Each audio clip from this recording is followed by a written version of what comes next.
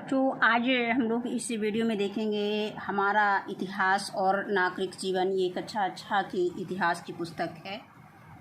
तो इसमें आज हम लोग देखेंगे पाठ था महाजनपद की ओर। तो इसमें सबसे पहले ये विषय वस्तु के विषय में दिया गया है कि मतलब हमें पाठ में क्या क्या पढ़ना है, किसके विषय में हमें जानकारी लेनी है। तो सबसे पहले हम इस वीडियो में पाठ को सुनते हैं और सुनने के बाद इसके वीडियो के अंत में इसके हम अभ्यास प्रश्न देखेंगे। बच्चों इसको ध्यान से सुनना है जिससे कि आपको इसके प्रश्नों के उत्तर देने में आसानी रहे और उनके उत्तर आसानी से आपको समझ में आ जाएं। तो सबसे पहले देखते हैं पाठ में क्या दिया गया है। आप जानते हैं कि आपका जनपद यानी जिला, जनपद और जिला से आप परिचित हैं। जैसे जिला को हम क्या कहते हैं, जनपद कहते हैं। कई तहसीलों से मिलकर बना है। कहने की मतलब एक ज़िला में कई तहसील शामिल होते हैं, तो कई तहसीलों को मिला करके एक जनपद यानी जिला बनता है। कई जनपदों से मिलकर आपका प्रदेश बनता है और जब कई जनपद हो जाते हैं तो एक प्रदेश बन जाता है। जैसे हम यूपी की बात करें, उत्तर प्रदेश की बात करें तो यहाँ पे 75 जिला हैं और 75 जिला को मिला करके क्या बना है, एक प्रदेश बन गया है यानी उत्तर प्रदेश बन गया है। इसी प्रकार प्राचीन काल में छोटे छोटे जनपद मिलकर महाजनपद बन गए। और प्राचीन काल में क्या होता था, छोटे छोटे जो जनपद हैं यानी जिले मिलकर के क्या बन जाते थे, महाजनपद बन जाते थे। तो जन से जनपद, वैदिक काल में किसी कुल, जनजाति या लोगों के समूह को जन कहा जाता था। प्रत्येक जन का राजा होता था।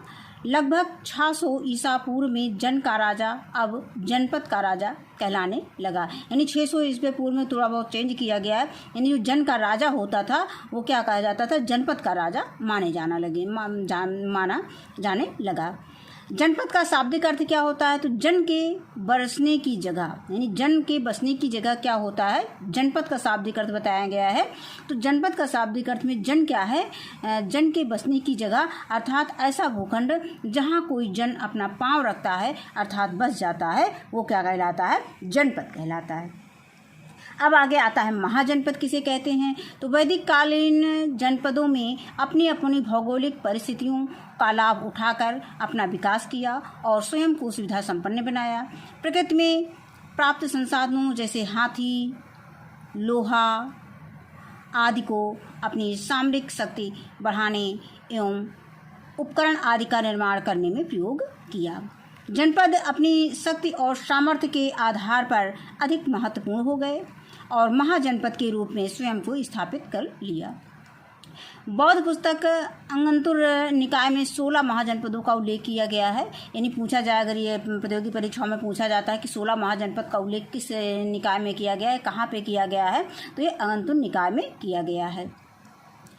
और ये कौन सी पुस्तक है, बौद्ध पुस्तक है। जैन पुस्तक है या बौद्ध पुस्तक है या दोनों, तो जैन ये है बौद्ध पुस्तक। बौद्ध पुस्तक कौन सी है, अंगंतुर निकाय है और इसमें किसका वर्णन किया गया है, 16 महाजनपदों का उल्लेख की मिलता है।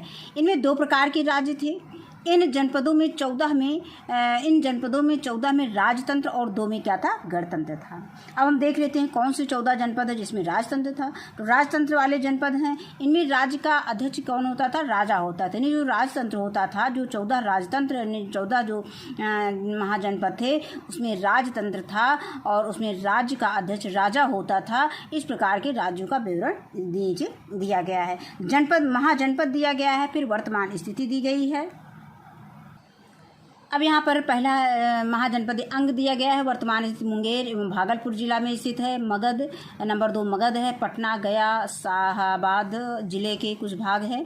इसके बाद आता है नंबर 3 काशी, ये वाराणसी में है। इसके बाद नंबर 4 है कौशल, ये अयोध्या, गोंडा, बहराइच में है। और वत्स जो है प्रयागराज, मिर्ज़ापुर और वर्तमान स्थिति इसकी है। और चेदी का है, ये आधुनिक बुंदेलखंड जो है चेदी कहलाता था उस समय। और कुरु है, नंबर 7 है कुरु है, ये आधुनिक हरियाणा एवं दिल्ली का भाग है। इसके बाद जो 8वां महाजनपद है ये पांचाल है। ये उत्तर प्रदेश के बरेली, बदायूं एवं फर्रुखाबाद जिले का क्षेत्र है। और नंबर 9 सूरसेन, ये ब्रजमंडल और मथुरा में है।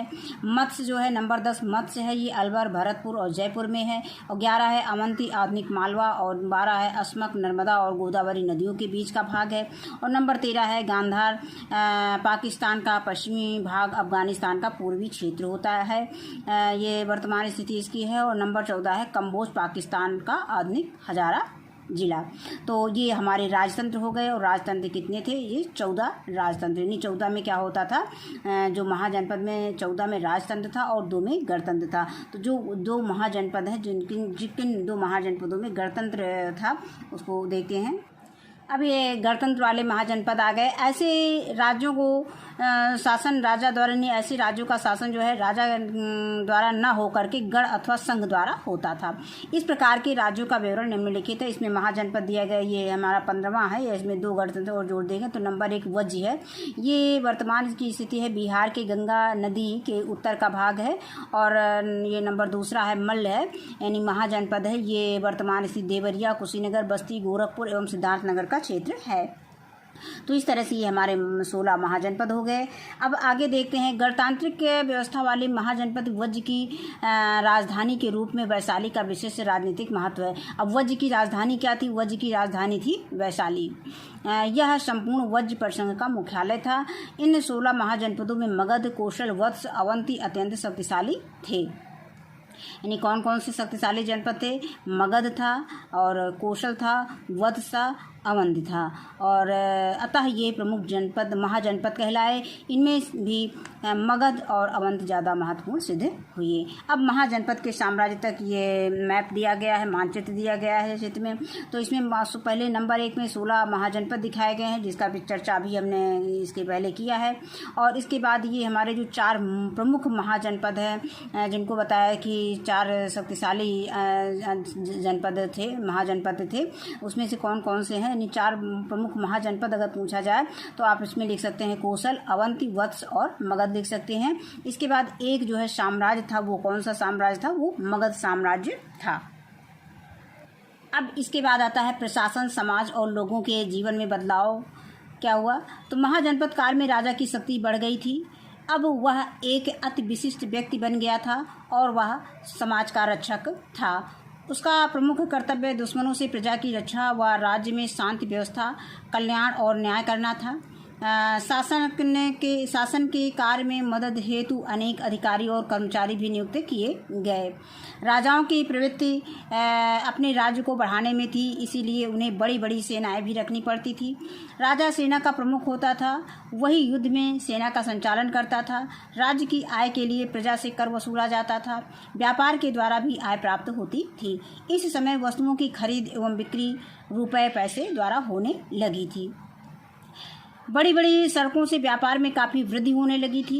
ईरान, मध्य एशिया और दक्षिण पूर्व एशिया से व्यापारी भारत आते थे। यानी भारत कहाँ से आते थे? ईरान, मध्य एशिया और दक्षिण पूर्व एशिया से व्यापारी जो है भारत में आते थे व्यापार करने। शिल्पकार एवं व्यापारियों ने व्यापार के विकास के लिए समूह और संगठन भी बनाए। अब ये शहरों का जीवन दिखाया गया है चित्र में। बड़ी बड़ी ऊंची ऊंची बिल्डिंगें दिखाई गई हैं। और आगे दिया गया है फिर बने शहर। इसके बाद फिर शहरों का निर्माण हुआ है। तो इस युग में पहले की अपेक्षा एक और बड़ा बदलाव देखने को मिलता है, वह था शहरों का विकास। यानी शहरों का विकास कब हुआ था? तो हम ये मगध साम्राज्य में कह सकते हैं। इन शहरों का विकास प्रायः शिल्प केंद्रों, व्यापारी केंद्रों और राजधानियों के आसपास हुआ। प्रारंभ में कुछ गांव ऐसे थे जिनमें शिल्प कार्य अधिक विकसित अवस्था में था। धीरे धीरे ये कुशल शिल्पी एक स्थान पर एकत्र होने लगे और ये स्थान गांव एवं शहर के रूप में बदलते गए। इन कुशल शिल्पियों ने एक स्थान पर रहकर काम करना इसलिए पसंद किया क्योंकि इन्हें कच्चा माल प्राप्त करने और तैयार की हुई चीज़ों को बेचने में अधिक सुविधा होती थी। फिर आगे आता है विभिन्न व्यवसायों को पुत्र अपने पिता से सीखता और व्यवसाय करता था। विभिन्न प्रकार के शिल्प कार्य करने वालों के अलग अलग वर्ग बन गए। यानी जो शिल्पकार मतलब जो अलग अलग शिल्पकार करते थे उनका अलग वर्ग बन गया। धीरे धीरे इनका कार्य वंशानुगत हो गया। वंशानुगत का मतलब एक के बाद एक जो है आने वाली पीढ़ी भी वही काम करती रहती थी। जैसे कहने का मतलब जो बुनाई का काम करता है उनके आगे जो आने वाली पीढ़ी थी उनके बच्चे भी बुनाई का कार्य करते थे। और समाज में अधिक जटिलता और कठोरता व्याप्त हो गई। अब वो कौन सी विशेषताएं हैं जो शहरों में होती हैं किंतु गांव में नहीं होती, उस पर चर्चा करना है आपको। अब आगे आता है मगध साम्राज्य। इन छोटे छोटे राज्यों में एकता का अभाव था, यानी मगध साम्राज्य में जो छोटे छोटे राज्य थे उनमें एकता नहीं थी। एक राज्य दूसरे राज्य से अधिक शक्तिशाली बनना चाहता था, इस कारण इनमें आपस में संघर्ष होता रहता था।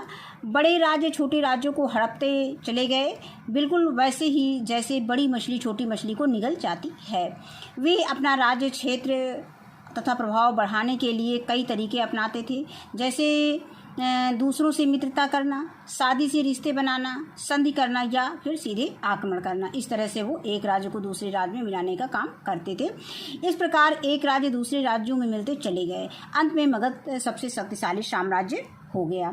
साम्राज्य, जब राजा अपने राज्य की सीमा का अत्यधिक विस्तार कर लेते हैं तो उनके राज्य को क्या कहा जाता था? साम्राज्य कहा जाता था।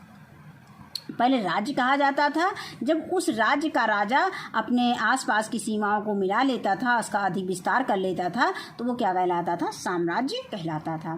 6वीं शताब्दी ईसा पूर्व से नंदों के साम्राज्य की स्थापना तक मगध में क्रमशः 3 राजवंशों का शासन था। एक हर्यक वंश था, शिशुनाग वंश था और एक नंद वंश था। इनका शासनकाल लगभग 220 वर्षों तक चला। धननंद नंद वंश का अंतिम शासक था, जिसके शासन काल में सिकंदर का भारत पर आक्रमण हुआ। अब ये पूछा जाता है सिकंदर का भारत पर आक्रमण किसके शासन काल में हुआ था? तो धननंद के शासन काल में हुआ था। ये धननंद जो है नंद वंश का अंतिम शासक था और इन्हीं के शासन काल में सिकंदर का भारत पर आक्रमण हुआ था। मगध साम्राज्य के शासकों ने अपने साम्राज्य के और अधिक विस्तार की नीति अपनाई। उनके पास एक विशाल सेना थी जिसमें हजारों घुड़सवार और हाथी भी थे। यही कारण है कि मगध राज्य एक विशाल साम्राज्य बन सका। अब है सिकंदर और पूर्व के में युद्ध। जो सिकंदर और पूर्व में युद्ध क्या हुआ था उसका एक झलक इसमें दिया गया है। तक्षशिला के राजा आम्भी ने सिकंदर को भारत पर आक्रमण करने का आमंत्रण दिया। पूर्व का राज्य झेलम और रावी नदियों के बीच में था। सिकंदर से युद्ध की खबर सुनकर पूर्व ने अपनी सेना को भी युद्ध के लिए तैयार कर लिया। मैं सिकंदर को अपने क्षेत्र का एक भी टुकड़ा जीतने नहीं दूंगा। ये सिकंदर और पूर्व के बीच में जो बातचीत हो रही थी उसका एक झलक दिया गया है। सिकंदर और पूर्व की सेना में भयंकर युद्ध हुआ। पूर्व की सेना ने सिकंदर की सेना को वीरतापूर्वक मुकाबला किया। अब सिकंदर की सेना ने पूर्व के किले को बहुत नुकसान पहुंचाया और पूर्व के घायल हाथियों में भगदड़ मचाई। इसी के आगे है कि इस युद्ध में पूर्व की सेना को काफ़ी क्षति हुई और वह स्वयं भी घायल हो गया। पूर्व को बंदी बनाकर सिकंदर के सामने लाया गया। पूर्व, तुम्हारे साथ कैसा व्यवहार किया जाए? ये सिकंदर कह रहा है वैसा ही जैसा एक राजा दूसरे राजा के साथ करता है। पूर्व, क्या तुम मेरे मित्र बनोगे? यानी सिकंदर उससे पूछ रहा है क्या पूर्व क्या तुम मेरे मित्र बनोगे? सिकंदर, भले ही मैं यह युद्ध हार गया हूँ पर मैंने एक अच्छा मित्र या पा लिया है। मतलब सिकंदर कह रहा है कि भले ही मैं यह युद्ध हार गया हूँ पर मैंने एक अच्छा मित्र पा लिया है। अब विरोधियों से भी क्या सीखा जा सकता है, चर्चा करें। पूर्व के उत्तर में सिकंदर इतना प्रसन्न हुआ कि उसने पूर्व का राज्य लौटा दिया। यानी जो पूर्व का राज्य जीता था वो सिकंदर ने उसको वापस कर दिया। अब सिकंदर का आक्रमण। उन दिनों यूरोप महाद्वीप के यूनान देश में मैसिडोनिया नाम का एक राज्य था। यानी मैसिडोनिया कौन था? मैसिडोनिया एक राज्य का नाम था। वहाँ का राजा सिकंदर अपनी सेना, विशाल सेना लेकर दुनिया जीतने के इरादे से चला। वह पारसी यानी हकमनी साम्राज्य के सम्राट व अन्य बहुत से राजाओं को हराता हुआ सिंधु नदी के किनारे पहुँचा। वहाँ उसने बहुत से छोटे छोटे राज्यों को हराया। इनमें से एक राजा था पूर्व, जिसकी कहानी चित्रकथा के रूप में आपने पढ़ी। यानी सिकंदर ने राजा पूर्व को हराया। अब सिकंदर की सेना लड़ते लड़ते थक चुकी थी। जब उसने मगध के राजा धननंद की विशाल सेना के बारे में सुना तो उसने मगध की सेना से लड़ने से इनकार कर दिया और मैसिडोनिया लौट गए। सिकंदर के आक्रमण का क्या प्रभाव हुआ? राजनीतिक क्षेत्र से ज़्यादा सिकंदर के आक्रमण का प्रभाव सांस्कृतिक क्षेत्रों में पड़ा। जैसे नंबर 1 दिया गया है, पहला बिंदु दिया गया है कि सिकंदर ने भारत पर 326 ईस्वी पूर्व में आक्रमण किया। यही प्रश्न पूछा जाता है कि सिकंदर ने भारत पर कब आक्रमण किया, तो 326 ईसा पूर्व में किया था। सिकंदर के भारतीय आक्रमण के विवरण से भारतीय इतिहास की तिथि निर्धारण में सहायता मिलती है। फिर आगे है, सिकंदर के आक्रमण ने भारत के द्वार यूनानी संपर्क और प्रभावों के लिए खोल दिए। आगे दिया गया है, इस घटना के बाद विदेशों से घनिष्ठ व्यापारिक और सांस्कृतिक संबंध स्थापित हुए। आगे दिया गया है कि भारतीय शिल्पकला और ज्योतिष विज्ञान के क्षेत्र पर यूनानी लेखों का गहरा प्रभाव पड़ा। उसी के आगे अगला बिंदु दिया है कि भारतीय सिक्कों पर यूनानी सिक्कों की निर्माण शैली का प्रभाव दिखाई देता है। फिर मगध राज्य के वंश का एक झलक दिया गया है। तो हर्यक वंश ये लगभग 544 ईस्वी से 412 ईसा पूर्व तक शासन किया था।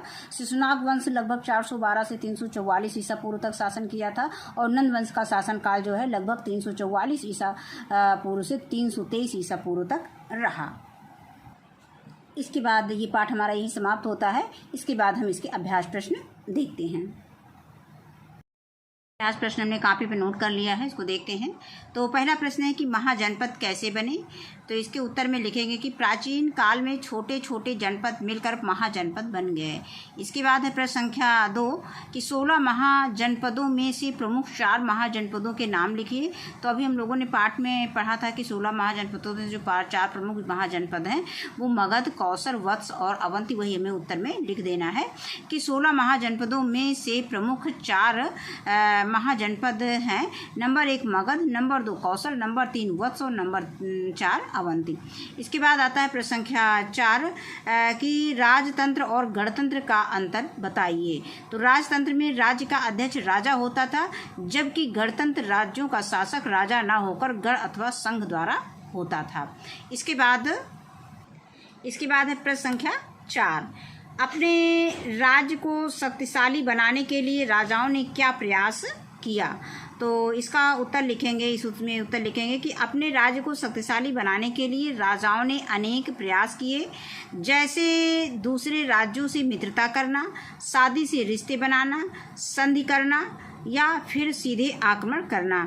इस प्रकार एक राज्य दूसरे राज्य में मिलते चले गए। फिर अगला प्रश्न है प्रश्न संख्या 5 कि सिकंदर ने राजा पुरु के साथ कैसा व्यवहार किया। तो इसके उत्तर में हम लिखेंगे कि सिकंदर ने राजा पुरु के साथ मित्रता का व्यवहार किया और उसने पुरु का राज्य लौटा दिया। इसके बाद अगला प्रश्न है प्रश्न संख्या 6 रिक्त स्थान भरिए। तो इसमें दिया गया है कि राज्य की सीमा का अत्यधिक विस्तार करने वाले राज्य को क्या कहते हैं, साम्राज्य कहा जाता है। ये भी हमने पुस्तक में पढ़ा था। और इसके बाद आता है महाजनपद काल में राजा क्या होता था, समाज का रक्षक था। यानी महाजनपद काल में राजा डट का रक्षक था। किसका रक्षक था, समाज का रक्षक था। इसके बाद आता है कि धनानंद के समय सिकंदर भारत आया। यानी सिकंदर किसके समय भारत आया, धनानंद के समय आया। इसके बाद कि आंभी तक्षशिला का राजा था। आंभी कहाँ का राजा था, तक्षशिला का राजा था। तो ये पाठ हमारा यहीं पे समाप्त होता है। इस वीडियो में बस इतना ही।